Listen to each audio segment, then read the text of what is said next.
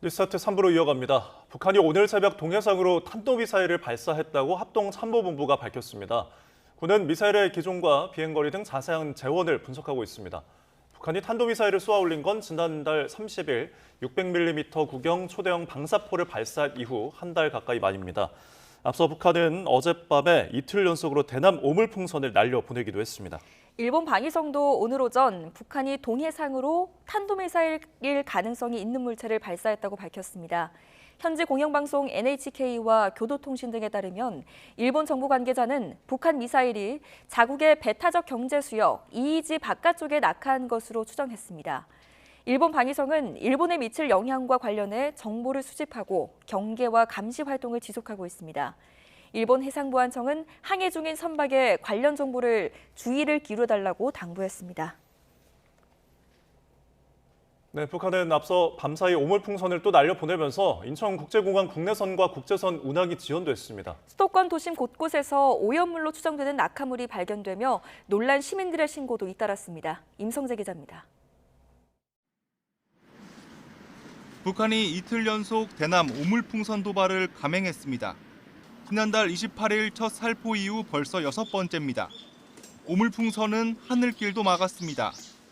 오늘 새벽 1시 46분부터 국내외 항공기 수십 편의 이착륙이 일제히 중단된 겁니다. 인천국제공항 측은 항공기 엔진에 이물질이 빨려 들어갈 경우를 대비한 조치라고 설명했습니다. 버스 스트라이크 같은 거는 내용 아시나요? 동일하게 오물풍선이 비행기에 빨려 들어가거나 할 수 있기 때문에 그렇습니다. 서울 도심 곳곳에선 낙하물 추정물체도 발견됐습니다. 자정 무렵까지 정체 모를 종이 쓰레기가 무더기로 하늘에서 떨어진 겁니다. 다수 낙하물이 신고된 서울 신촌 일대입니다. 직사각형 모양의 오염물 추정 물질이 곳곳에서 발견되면서 군과 경찰, 소방이 출동했습니다. 방역복을 입은 관계자들이 종이 조각 하나하나를 일일이 수거했습니다. 놀란 시민들의 의심 신고도 잇따랐습니다. 이게 뭐지 하고 이제 하늘을 쳐다보니까 딱 눈으로 보기에도 한 수십 장 돼 보이는 이제 종이가 한꺼번에 이게 펄럭거리면서 한 20여 초간 더 길 수도 있고요. 이렇게 떨어졌어요. 군 당국은 떨어진 풍선을 발견하면 접촉하지 말고 가까운 군부대나 경찰에 신고해달라고 당부했습니다. YTN 임성재입니다. 러시아와 우크라이나가 현지 시간 25일 포로 90명씩을 교환했다고 러시아 국방부가 밝혔습니다. 러시아 국방부는 텔레그램 메시지를 통해 아랍에미리트의 인도주의적 중재로 이 같은 포로 교환이 이루어졌다고 전해졌습니다. 이어 풀려난 러시아군 포로들은 모스크바로 이동해 건강검진을 받을 예정이라고 덧붙였습니다. 서방 18개국이 참여해 공동으로 구매한 탄약 1차 선적분이 우크라이나에 도착했다고 페트르 피알라 체코 총리가 밝혔습니다. 피알라 총리는 현지 시간 25일 SNS에 우리 이니셔티브의 첫 선적 분량이 얼마 전 우크라이나에 도착했다며 우리는 할 일을 하고 있다고 올렸습니다. 체코는 전쟁 장기화로 유럽 각국의 탄약 재고가 떨어지고 생산 역량도 수요를 따라잡지 못하자 유럽 여교에서 구매해 우크라이나를 지원하기로 하고 지난 2월부터 자금을 모았습니다. 지난달 말 기준 18개국이 참여 의사를 밝혀 1단계로 포탄 50만 발을 구매할 17억 유로, 우리 돈으로 2조 5천억 원을 모금했습니다. 우크라이나의 유럽연합 EU 가입 협상이 현지 시간 25일 시작됐습니다. EU 27개국 외무 유럽 담당 장관들은 25일 오후 룩셈부르크에서 열린 일반 이사회를 계기로 우크라이나 대표단과 만나 정부 간 첫 협상을 시작했습니다. 가입 협상이 개시된 건 우크라이나가 러시아의 전면 침공 닷새째인 2022년 2월 28일 EU 가입 신청서를 제출한 지 약 2년 4개월 만입니다. 네, 오늘의 국회 일정 살펴보겠습니다. 국민의힘 차기 당대표 경쟁 구도가 4파전으로 확정된 가운데 각 당권 주자들은 오늘부터 본격 선거운동에 돌입합니다. 나경원 의원은 오전에 구청장 조찬 연구 모임에 참석한 뒤 경남과 부산 지역을 찾아 도지사와 시장, 도의원들을 만납니다. 원희룡 전 국토교통부 장관은 대구를 방문해 홍준표 시장과 면담하고 달서구 당원협의회와 간담회를 가집니다. 윤상현 의원은 오전에 대한민국 인구포럼에 참석한 뒤 총선백서 특별위원회 회의에 들어가 인천 강화 지역 출마자들의 의견을 들을 예정입니다. 한동훈 전 비대위원장은 의원실과 사무처 당직자들을 만나 인사를 나누고 저녁에는 대구 경북 출신 보좌진, 기자들과 만나 만찬을 할 계획입니다. 네, 더불어민주당은 오늘 전당대회 준비위원회와 선거관리위원회를 잇따라 출범하고 차기 지도부 선출을 위한 본격적인 준비체제로 들어갑니다. 당 최고위원회 의결로 구성될 전당대회 준비위는 다음 달 초로 예정된 경선 후보 등록 세부 일정과 구체적인 선거 방식 등을 결정하게 됩니다. 8월 중순 진행될 민주당 대표 경선엔 최근 대표직을 내려놓은 이재명 전 대표가 단독 출마할 가능성이 거론되는 가운데 준비위는 후보가 한 명일 경우 어떤 선출 절차를 밟을지도 결정할 예정입니다. 경기 화성 아리셀 공장 화재 당시 첫 폭발이 일어난 지 불과 42초 만에 시커먼 연기로 뒤덮이며 암흑천지로 변하는 참혹했던 최초 발화 순간 모습이 CCTV 화면에 생생하게 잡혔습니다. 이처럼 순식간에 불길이 번지면서 직원들이 제대로 대피하지 못했고 결국 대부분 작업장 내부에서 숨진 채 발견됐습니다. 신지원 기자가 취재했습니다. 공장 한켠에 쌓인 리튬 전지 더미에서 갑자기 하얀 연기가 뿜어져 나옵니다. 지나가던 직원이 놀라 뒷걸음질치고 다른 직원들은 다급히 배터리 상자를 옮깁니다. 이내 두 번째, 세 번째 폭발이 이어집니다. 작업장에 있던 소화기를 뿌려보지만 되려 여기저기 불꽃이 튑니다. 리튬 특성상 고온에 노출되거나 수증기와 접촉하면 순식간에 위력이 커질 수 있기 때문입니다. 이렇게 처음 연기가 피어오른 지 42초 만에 공장 안은 검은 연기로 가득 찼습니다.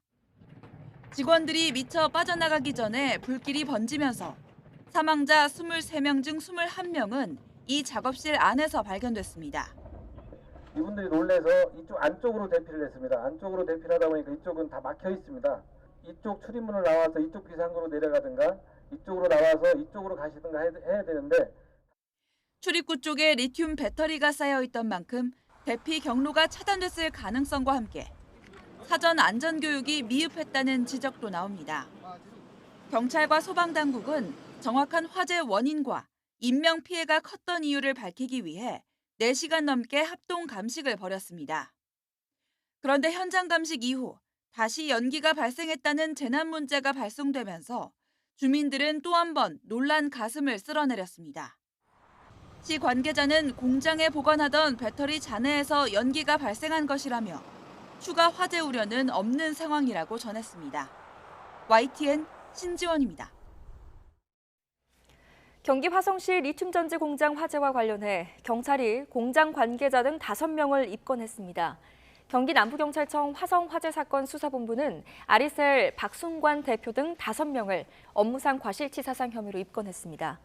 박 대표에게는 중대재해처벌법 위반 혐의도 적용했습니다. 인천에서 신호등 표지판 점검 현장에 있던 신호수가 돌진한 차량에 치여 숨졌습니다. 경북 칠곡군에선 뺑소니 사망 사고도 잇따랐습니다. 밤사이 사건 사고 소식 박희재 기자가 종합했습니다. 도로 한쪽에 앞범퍼가 파손된 화물차가 서 있습니다. 주변으로는 작업자의 것으로 보이는 옷가지가 널브러져 있습니다. 인천 서구 금곡동 신호등 표지판 점검 현장에서 신호수로 일하던 60대 남성이 30대 운전자가 몰던 차량에 치인 건 오늘 새벽 0시 40분쯤. 피해 남성은 현장에서 숨졌습니다. 동료 작업자들은 차량 여러 대가 빠른 속도로 현장 인근으로 내달렸다고 당시 상황을 설명했습니다. 저쪽에서 과속하는 차량, 우리 지금 차량이 갑자기 차 부딪혀가지고 차 앞에 지금 이제 차량 경찰은 가해 운전자를 긴급 체포하고 주변 CCTV 등을 토대로 정확한 사고 경위를 조사하고 있습니다. 오늘 새벽 1시 10분쯤 경북 칠곡군 가산면 중앙고속도로 부산 방향 다부나들목 인근에선 뺑소니 사망 사고도 일어났습니다. 갓길에 승합차를 세우고 내린 60대 남성을 뒤에서 달려오던 승용차가 치어 숨지게 한 겁니다. 경찰은 현장에서 도주한 가해 차량 운전자를 추적하고 있습니다. 천안 논산고속도로 선온산 나들목 인근에서는 50대 남성이 몰던 1톤 화물차가 옆으로 넘어졌습니다. 이 사고로 차량에 실려있던 건축 폐기물이 도로 위로 쏟아지며 인근 도로 통행이 한때 차질을 빚었습니다. YTN 박희재입니다.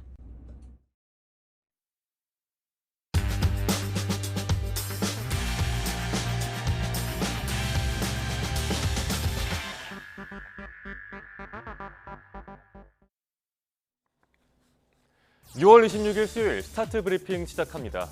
먼저 한겨레 신문입니다. 이길 배송, 당일 배송도 늦다. 1시간 안에 배송해라. 유통업계가 바로 배송 2차전에 돌입했습니다. 마켓컬리가 도전장을 내밀었는데 퀵커머스 전쟁이 어떻게 펼쳐지고 있는지 보시죠. 네, 현재 시장의 선두주자는 배달의 민족이 운영하고 있는 비마트입니다. 제일 유명하죠. 호남 쪽을 제외하면 배달이 가능하고요. 물류 자회사인 우아한 청년들을 사용해서 배송 효율이 높은 게 강점입니다. 식품뿐만 아니라 다양한 품목 10,000여 종 이상을 판매하고 있습니다. 다음으로는 배달앱 요기요를 인수한 GS 리테일입니다. 요마트, 요편의점이라는 이름으로 운영 중인데요. 전국에 있는 자체 점포를 활용하고 있습니다. 또 올리브영이 하고 있는 오늘 드림도 비슷합니다. 전국의 매장을 물류센터처럼 활용하는데 오프라인 매장보다 더 다양한 물건이 있는 게 장점입니다. 그리고 원래도 새벽 배송으로 유명한 컬리, 이 컬리 나우라는 이름으로 도전장을 내밀었는데요.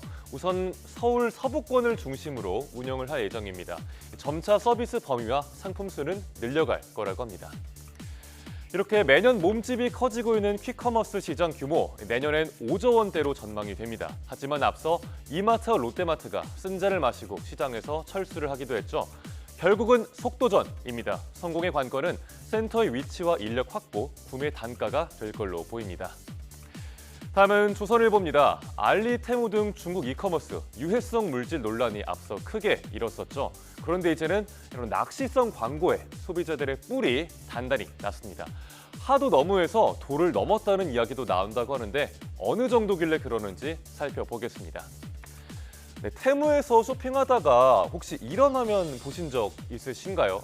룰렛을 돌리면 26만 원을 주고 닌텐도 스위치를 단돈 999원에 구매할 수 있다고 합니다.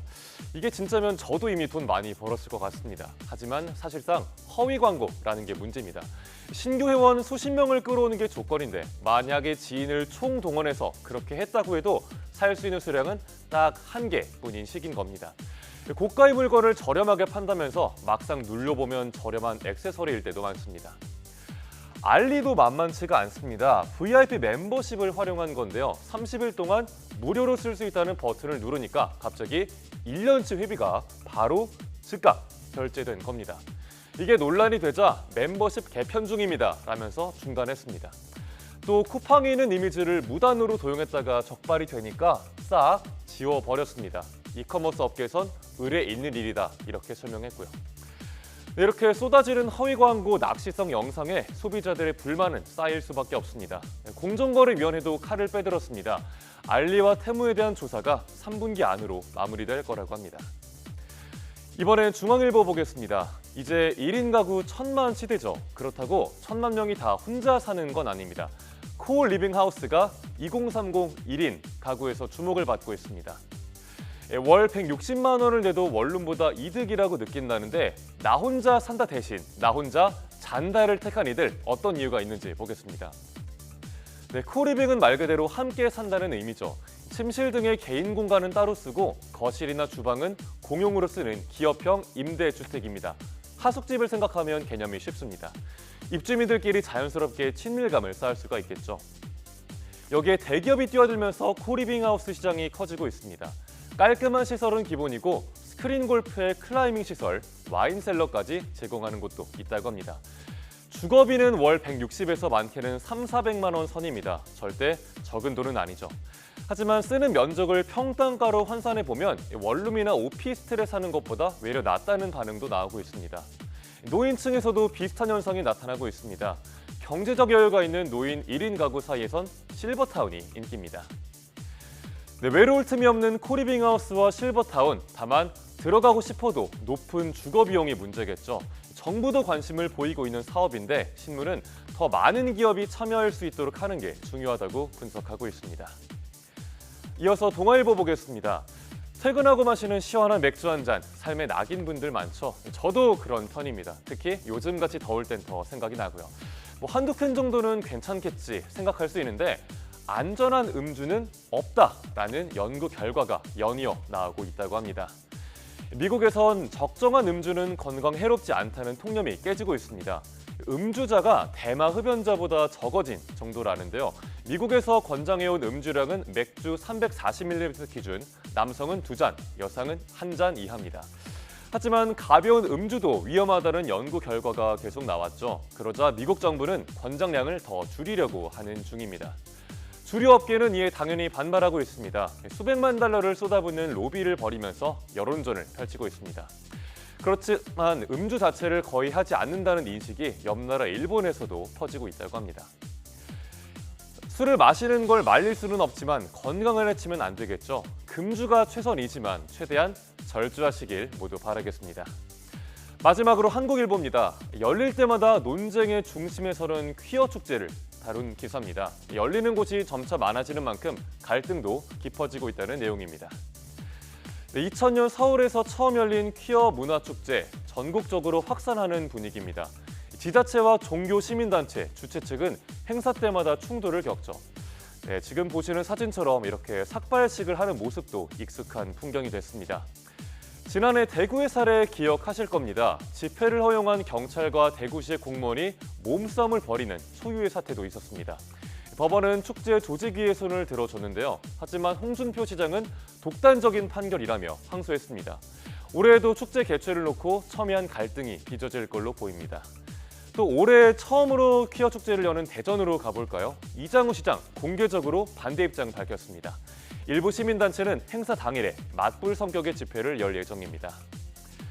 이렇게 날로 뜨거워지고 있는 퀴어 축제 찬반 논란 어떻게 봐야 할까요? 학계에선 다양성에 대해서 고민을 하는 계기로 삼아야 한다고 조언을 합니다.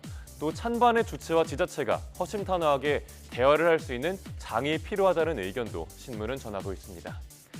6월 26일 아침 신문 살펴봤습니다. 지금까지 스타트 브리핑이었습니다.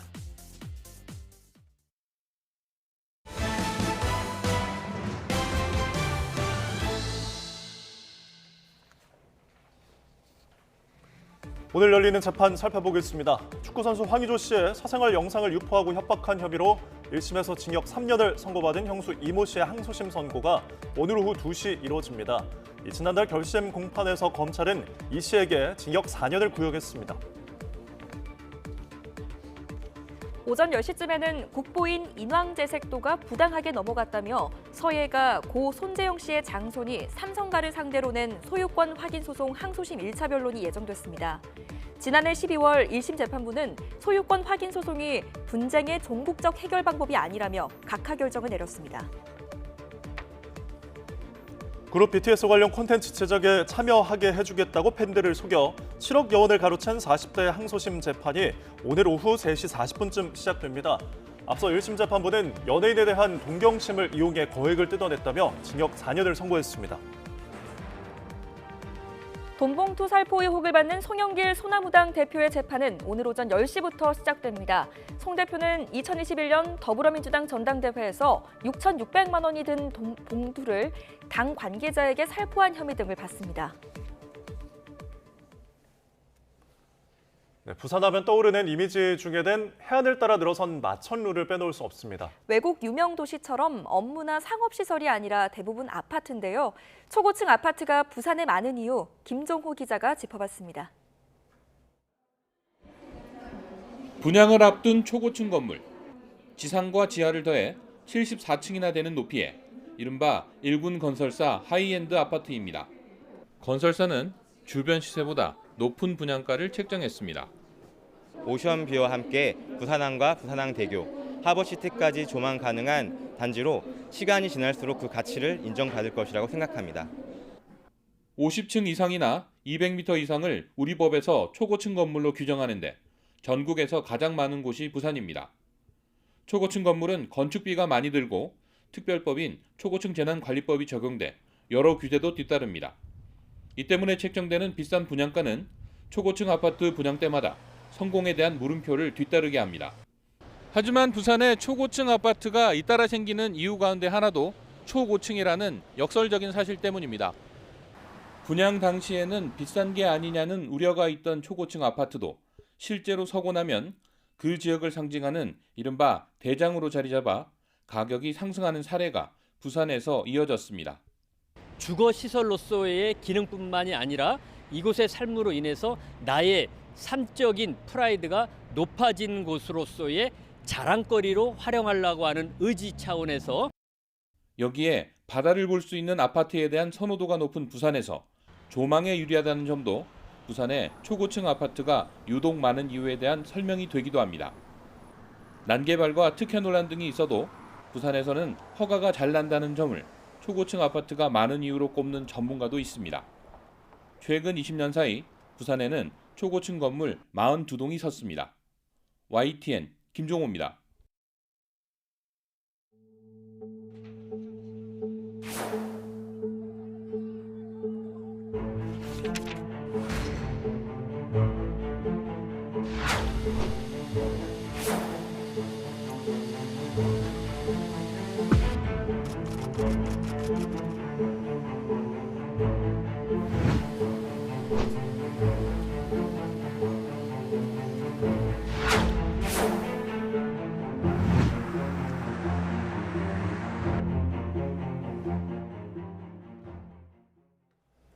최신 경제 소식을 빠르고 친절하게 전해드립니다. 스타트 경제, 오늘은 석병훈 이화여대 경제학과 교수와 함께하겠습니다. 어서 오십시오. 안녕하십니까? 네, 어서 오십시오.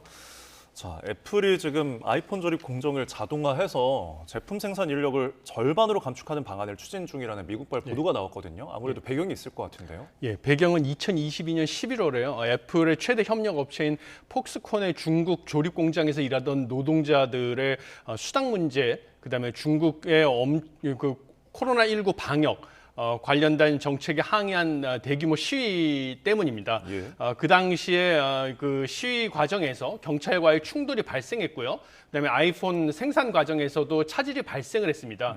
이 시위를 계기로 그 당시에 애플 운영 담당 수석 부사장이 관리자들에게 향후 아이폰 최종 조립 과정에서 노동자의 수를 50%까지 줄일 것을 지시한 것이 계기가 돼서 예. 지금 이런 자동화 방안을 추진 중인 것으로 알려졌습니다. 네, 애플이 자동화 시스템 구축에 정말 많은 돈을, 많은 자금을 지금 투자하고 있는 것으로 알려졌는데 머지않은 날 이렇게 된다면 AI가 어떤 우리 일자리를 좀 대체할 수 있지 않을까라는 전망에는 어떻게 좀 보세요? 예, 사실 뭐 AI 때문에 노동시장의 이중 구조가 생길 것이다라는 전망은 지금 확산되고 있습니다. 네. 지금 애플 같은 경우는요, 지난해하고 올해 초에 들티쉬하고 다윈 AI라는 회사들이 인수했는데요. 이 두 회사가 사실은 제품 생산을 자동화하기 위한 목적으로 인수한 것으로 보여집니다. 그래서 각각의 회사들이 뭐 공정의 병목 현상을 실시간으로 파악한다든지 아니면 제조 과정에서 부품을 검사한다든지 이런 목적을 수행하는 것으로 보이고요. 그래서 그 결과 애플 협력업체에서 모니터링을 하는 직원 수도 2022년에 160만 명에서 지난해 140만 명으로 급감을 했습니다, 실제로. 예. 그리고 지금 AI 관련해 가지고는요, 노동시장이 재편되고 있는데요.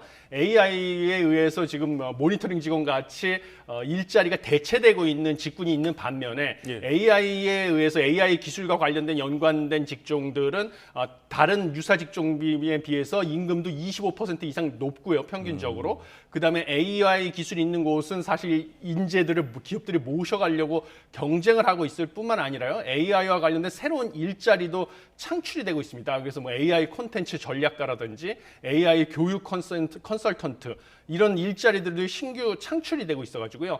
이제 AI를 아는 사람들, 그다음에 AI 기술을 모르는 사람들에 관한 일자리로 이중 구조가 가속화될 것이다라고 보고 있습니다. 그런데 과거에도 신기술이 개발될 때마다요, 그 신기술이 일자리를 없애는 것이 아니냐 이러고 두려워했었는데요. 실제로는 그 신기술과 연관된 더 많은 일자리가 창출이 됐습니다. 그래서 지금 단기적으로 이행 과정에서는 일부 실직이 늘어날 수 있지만요, 장기적으로 봤을 때는 AI 기술을 활용한 새로운 일자리가 더 많이 창출될 것이기 때문에 그런 이행 과정에서 실업의 발생을 좀 최소화하는 정책이 필요하다 이렇게 보고 있습니다. 예, 이렇게 생산 구조 변화를 꾀하는 애플 앞에 좀 위기가 또 놓여 있거든요. 지금 유럽의 전 세계 매출의 10%의 과징금을 내야 할 위기인데 어떤 지금 이유에서인가요? 예, 유럽연합이 지금 애플 앱스토어 운영 방식에 대한 이른바 빅테크 갑질 방지를 위해서 만든 디지털 시장법을 위반했다라고 하면서 예비조사 결과를 통보를 했기 때문입니다. 예. 그래서 애플 앱스토어를 통해서 앱을 배포를 하는데요. 그 개발자들이 사실 추가 비용 없이 고객들에게 앱스토어 대신 더 저렴한 방식으로 그 앱을 구매할 수 있는 방법을 알려줘야 된다라고 네. 명시를 하고 있는데 지금 현재 애플에서 3가지 종류의 비즈니스 규칙을 운영해서 이런 방식을 제시한다고 애플은 주장하고 있지만요. EU에서 보기에는 이것이 다 뭐 지나치게 많은 수수료를 부과한다든지 앱 개발자들에게 이런 방식으로 좀 적합하지 않다, 대체 수단으로 적합하지 않다라고 지금 판단을 하고 있는 것으로 보입니다. 근데 이것은 지금 예비 조사 결과고요. 네. 최종 조사 결과는 3월 25일, 내년 3월 25일에 제재 수위를 확정해서 최종 결과를 통보할 예정인데요. 만약에 네. 이게 확정이 된다고 하면 전 세계 매출의 최대 10%에 해당하는 과징금이 부과될 것으로 보입니다. 예. 그런데 사실 이런 결과에도 불구하고 애플의 주가는 오히려 그 상승을 하는 결과를 얻어서 시장에서는 사실 이것이 애플에 큰 위협이 되지 않을 것이다라고 보고 있는 것으로 판단됩니다. 네. 뭐 애플이 과징금 낮추기 위해서 또 다른 뭐 법적 공방이 이어질 것이다라는 전망도 나오던데 한번 지켜봐야 되겠습니다. 말씀하신 것처럼 애플 주가가 0.45% 상승 마감하기도 했는데 계속해서 뉴욕 증시를 좀 살펴보자면 S&P 500 지수, 나스닥 지수가 4거래일 만에 상승했더라고요. 예, 그렇습니다. 뉴욕 증시는 S&P 500 지수와 나스닥 지수는 상승하고 다우 지수는 하락하는 모습을 보였는데요.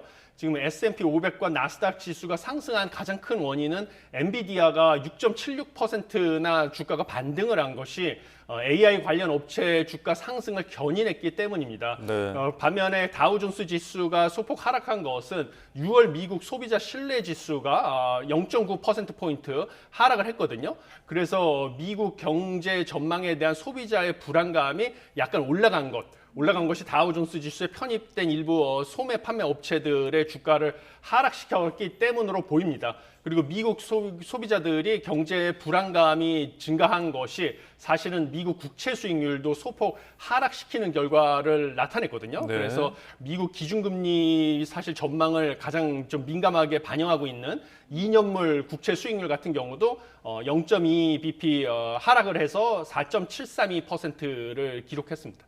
예.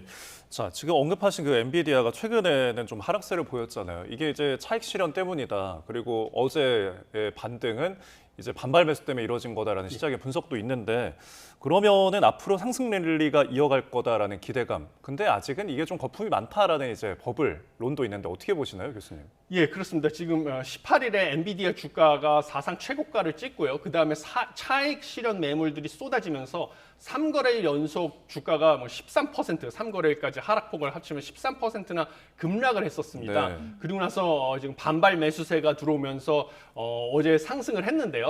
사실 AI 거품론의 근거는 그동안의 AI 관련 주식들, 특히 엔비디아 주가의 상승폭이 지나치게 높다라는 것을 바탕으로 하고 있습니다. 작년에만 238% 상승을 네. 했고요. 올해도 130% 이상 상승을 했습니다.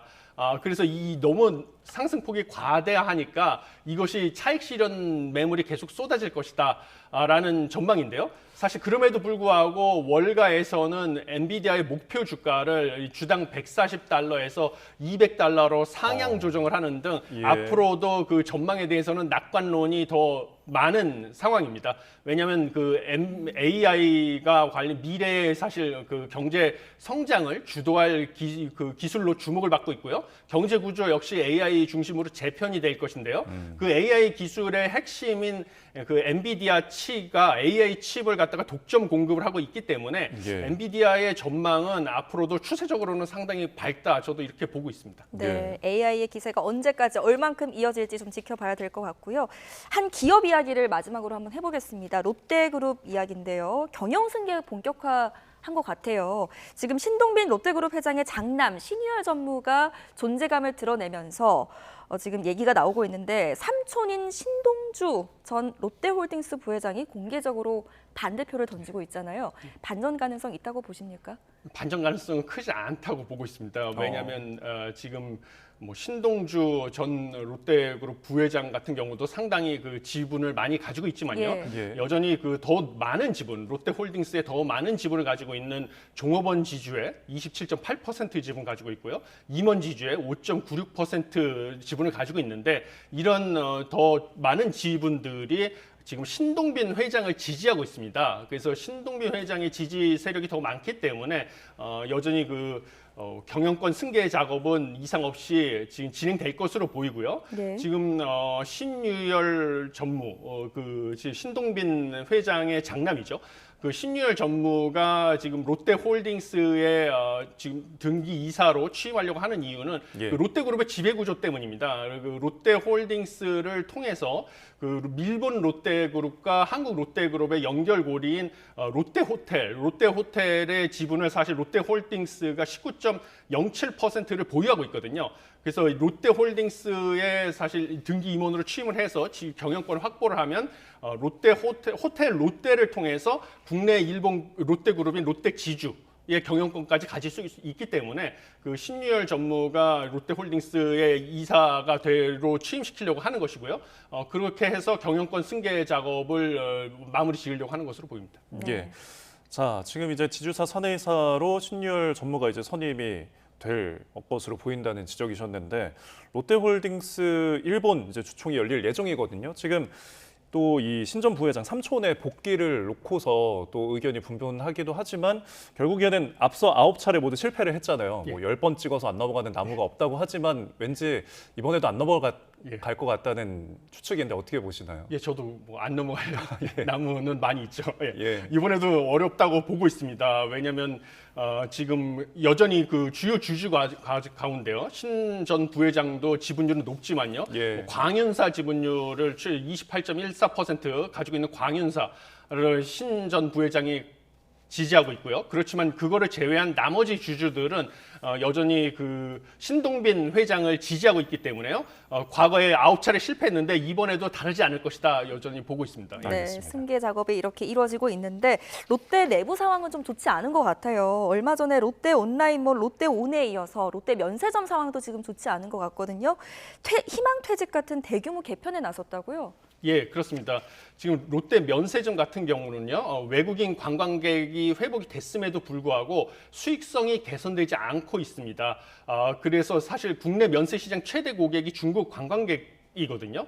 그런데 이 중국도 그 글로벌 경기 침체, 고물가, 고환율 이런 악재가 겹치면서 중국 경기도 좋지 않아서 중국 관광객들도 롯데 면세점에서 그 쇼핑을 많이 하지 않고 있는 상황입니다. 그래서 이 롯데 면세점의 실적이 빨리 개선되지 않을 것이다라는 지금 전망이 확산이 되면서 결국은 비상 경영을 선언하기에 이르렀습니다. 네. 그래서 하반기부터 희망퇴직과 직무전환, 성과 향상 교육 등을 진행해서 생산성을 끌어올리겠다는 전략을 발표를 했고요. 그다음에 임원 급여도 20% 삭감하고 그다음에 임원 수도 줄이겠다. 그리고 사업 구조도 차별화해서 지금 롯데월드 타워점 같은 경우도 타워동을 아예 없애겠다고 하는데 이 타워동이라는 게 중국 관광객들을 대상으로 좀 확장했던 거거든요. 근데 중국 관광객들의 그 구매가 지금 좀처럼 회복되지 않으니까 이 타워점에서 타워동을 없애겠다라고 선언을 한 것이고요. 기존의 3본부 체제도 1본부로 줄이는 등 여러 가지 구조조정을 하기로 선언을 했습니다. 예, 지금 롯데 면세점이 면세업계에서 국내에서 1위잖아요. 근데 그 1위 기업이 지금 어떤 조직 슬림화에 들어가는 게 업계 전반으로 좀 퍼지지 않을까 우려스러운데요. 예, 전반으로 퍼질 거라고 보고 있습니다. 왜냐하면 지금 그동안에 우리나라 면세점 업계에서는요, 사업 구조가 사실 단체 관광객들을 갖다가 여행사나 가이드에게 수수료를 주고 유치를 해가지고 그 단체 관광객들에게 제품을 판매해서 수익을 얻는 그런 좀 기형적인 영업 구조를 유지해 왔었습니다.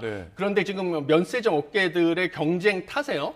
갈수록 그 단체 관광객을 여행사나 가이드를 통해서 수수료를 주고 유치할 때 주는 이 수수료가 점점 올라가기 시작했습니다. 그래서 이게 수익성을 악화시키는 주 원인이 됐습니다. 이것뿐만 아니라 사실 최근에는 이커머스 업체에서도 경쟁이 치열해지면서요. 뭐 중국계 이커머스 업체들이 저가 공세를 하면서 굳이 뭐 면세점에 가서 직접 구매를 하는 이런 필요성이 낮아져 가지고요.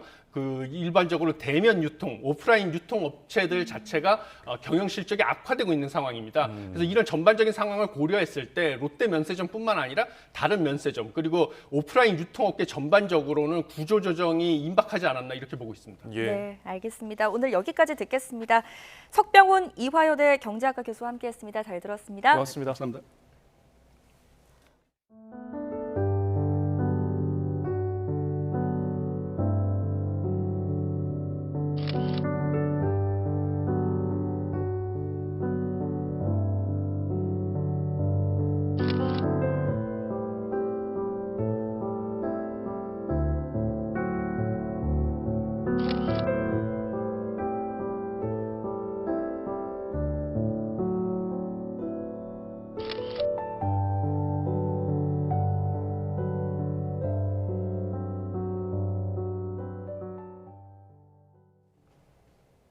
최근 친이란 무장정파 헤즈볼라와 이스라엘 간 공방전이 격화하자 미국이 전쟁 확대 가능성에 우려를 표시했습니다. 헤즈볼라를 잡으려다 자칫 이란까지 전쟁에 끌어들이는 시나리오를 경계하는 것으로 보입니다. 워싱턴에서 권준규 특파원이 전해왔습니다.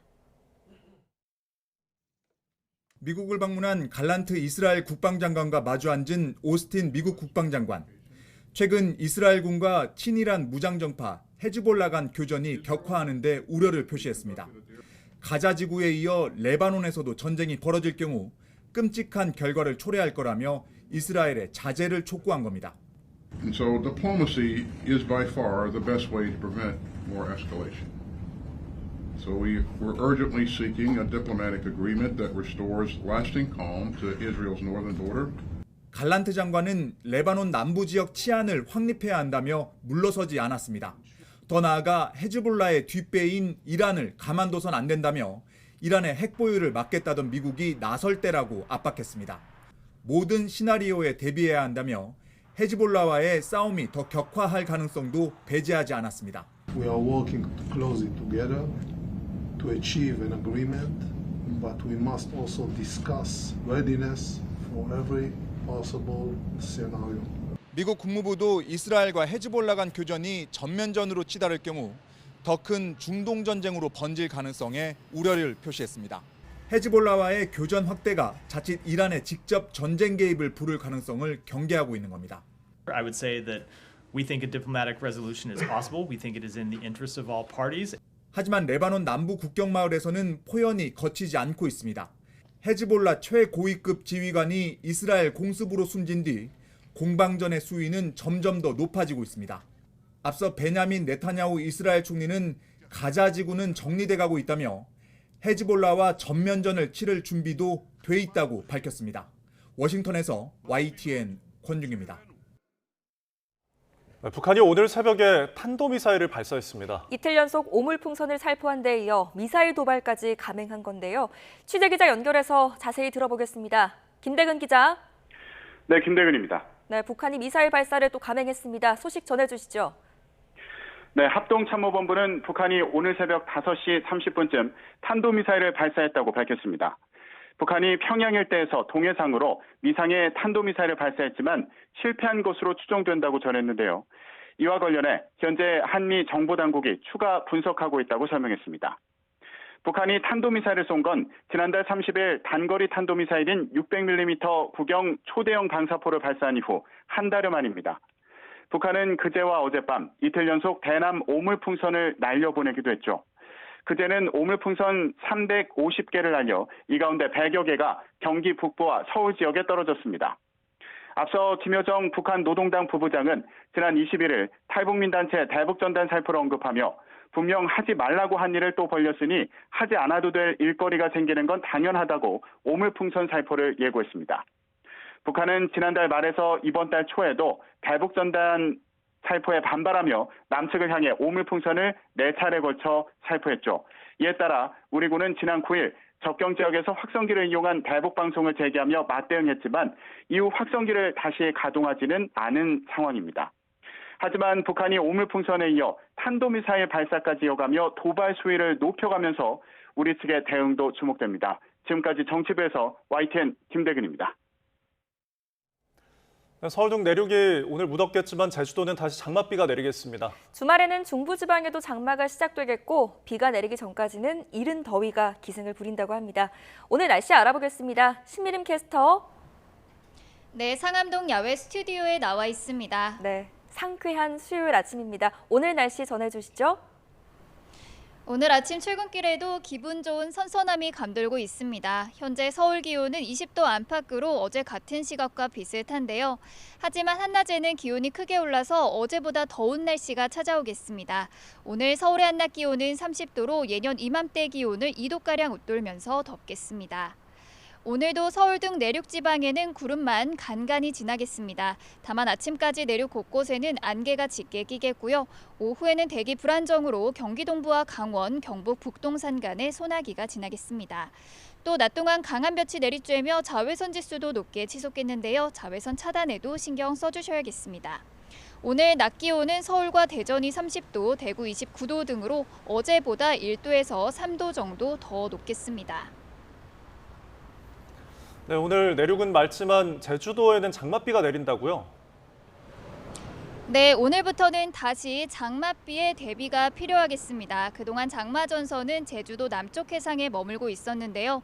오늘은 이 장마전선이 다시 북상하겠고 제주도부터 오락가락 장맛비가 내리겠습니다.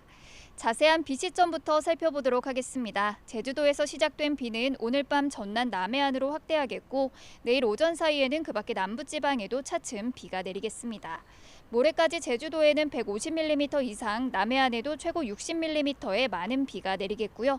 특히 내일과 모레 사이 이 지역에는 돌풍과 벼락을 동반한 강한 비가 집중되겠습니다. 주말에는 서울 등 중부지방에도 첫 장맛비가 내리겠고 비가 내리기 전까지는 중부지방을 중심으로 맑고 더운 날씨가 이어질 전망입니다. 또 오늘까지 동해안에는 너울성 파도까지 높게 일 것으로 보이는데요. 해안가 접근을 자제하는 등 안전사고에 주의하셔야겠습니다. 지금까지 YTN 신미림입니다. 이상으로 뉴스타트를 마칩니다. 오늘 아침도 저희와 함께해 주셔서 고맙습니다.